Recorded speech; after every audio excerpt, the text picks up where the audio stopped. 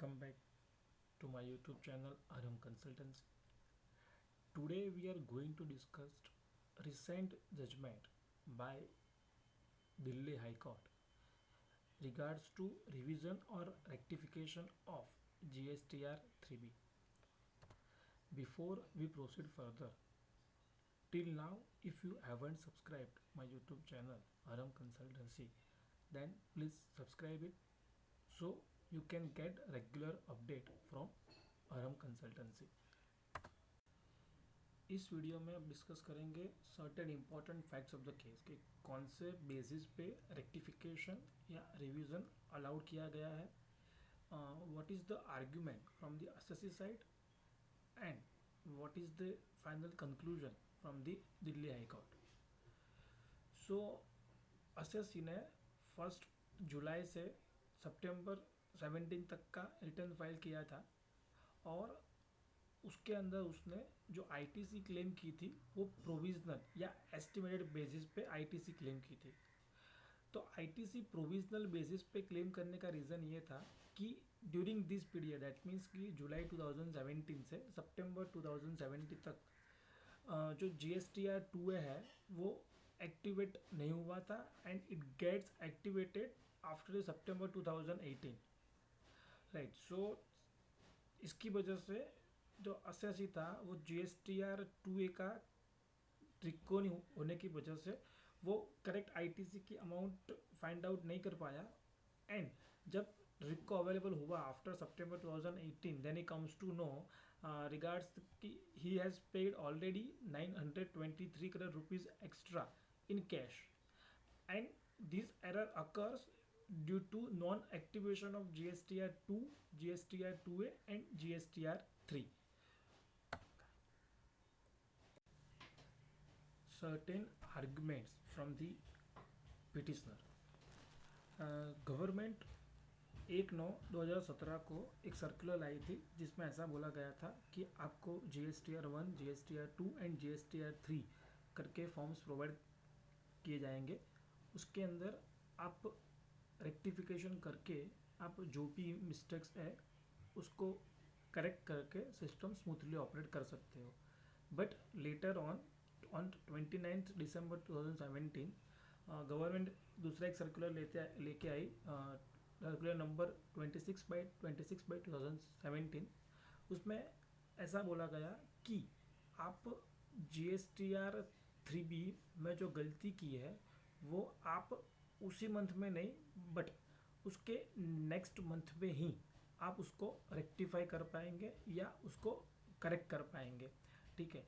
सो जो 29 दिसंबर को जो सर्कुलर लाया गया था वो बेसिकली ऐसा बोला गया था कि आप सब्सिक्वेंट मंथ में ही मिस्टेक एडजस्ट कर सकते हो, नॉट इन द मंथ जिस मंथ में आपने मिस्टेक की है.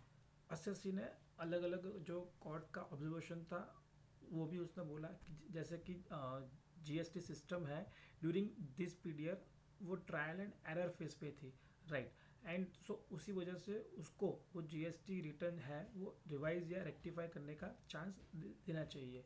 उसमें आंध्र प्रदेश हाईकोर्ट का जो एक ऑर्डर था in case of the Pandurgana stone crushers from based at Vijayawada, उसने उसका भी उसको एक रेफरेंस दिया था, ठीक है. कंपनी ने ऐसा भी बोला कि उसने जो सर्टेन मिस्टेक की है वो अनइंटेंशनल है, ठीक है. उस जहाँ उसको मिस्टेक्स नहीं किया गया है, जैसे कि सर्टेन इन्वॉइसेस है जो बुक्स में लेना रह गया था, जो उसने स्टॉक ट्रांसफ़र किया था उसने उसको एज अ सप्लाई दिखा दिया था. एंड लायबिलिटी जो आउटपुट टैक्स का था उसने वो रेगुलरली कैलकुलेट कर लिया था. And on the above basis, assessee is arguing for the rectification or revision. Based on the different arguments from the assessee, Delhi High Court comes to the conclusion at the initial stage as GSTR 2 and GSTR 3 was not available and GST system was not perfectly ready at the initial stage. And उसी वजह से company जो है वो ITC की amount properly calculate नहीं कर पाई and उसने वो अमाउंट है वो ज़्यादा पे कर दी. So if the GSTR 2 and GSTR 3 are properly into operation, तो पॉसिबल है कंपनी वो अमाउंट इजीली कैलकुलेट कर पाती, एंड जो उसने ज़्यादा अमाउंट पे कर दी वो पे नहीं करती, एंड इतनी बड़ी अमाउंट कंपनी रिफंड भी क्लेम नहीं कर सकती है। तो क्योंकि जीएसटी बहुत सारे केसेस नहीं है जिसमें आप रिफंड क्लेम कर सकते हो।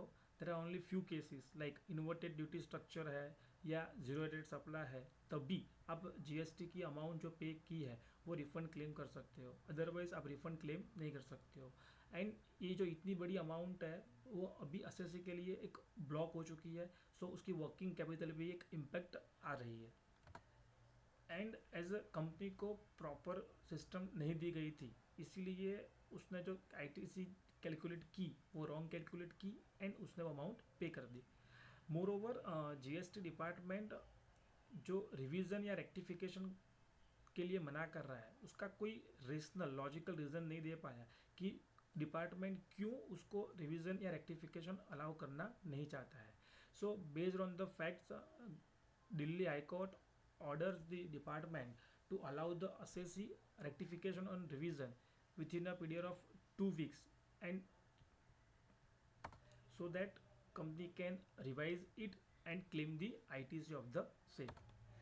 And frankly speaking, this decision is very useful for the assessees because as GST system नई थी, एंड बहुत सारे लोगों ने बहुत सारी मिस्टेक्स और की है, जिसकी वजह से उसका जो गलतियों का ट्रैक चला आ रहा है वो रिवाइज करने की वजह से वो पूरा क्लीन अप हो जाएगा, एंड इन फ्यूचर एसएससी को कोई भी दिक्कत नहीं आएगी, एंड डिपार्टमेंट को भी उसके जो बुक्स है वो क्लीन अवेलेबल हो पाएंगे।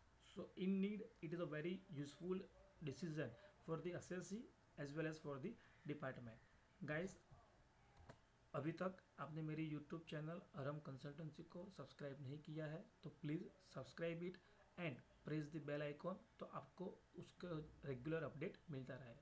Thank you.